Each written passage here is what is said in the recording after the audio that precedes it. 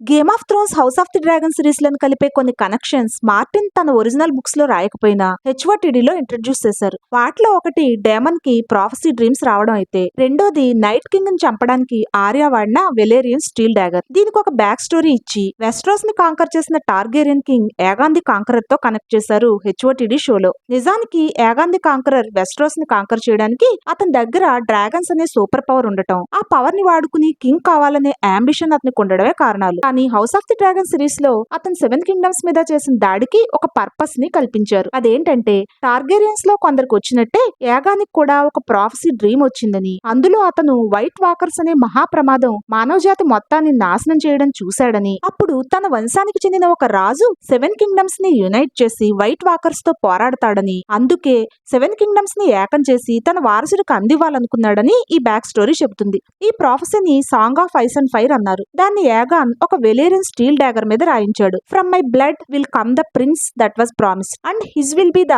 Song of ice and fire అని ఆ డాగర్ మీద రాసి ఉంటుంది. ఆ డాగర్ ఏగాన్ నుంచి అతని డిసెండెంట్స్ కి, కింగ్ నుంచి కింగ్ కి పాస్ అవుతూ వచ్చి విసారెస్ దాని గురించి రెనేరాకి చెప్పినట్టుగా హెచ్ఓటిడి షోలో చూపిస్తారు. ఆ డాగరే గేమ్ ఆఫ్ థ్రోన్స్ లో పీటర్ బేలిష్ దగ్గర ఉండే డాగర్. అది అతని దగ్గరికి ఎలా వచ్చిందో ఎక్కడ మెన్షన్ చేయలేదు గాని, దానికి అటువంటి ప్రాఫిటిక్ పవర్ ఉండడం వల్లనే ఆర్యా దాంతో నైట్ కింగ్ ని చంపుతుంది అన్నట్టుగా రెండు షోల్ని కనెక్ట్ చేశారు. కానీ ఆర్యా స్టార్క్ కనుక ఒక టార్గేరియన్ ఆ డాగర్ మీద ఉన్న ప్రాఫెసీలో చెప్పిన ప్రిన్స్ ఎలా అయ్యాడో మాత్రం జస్టిఫై కాలేదు.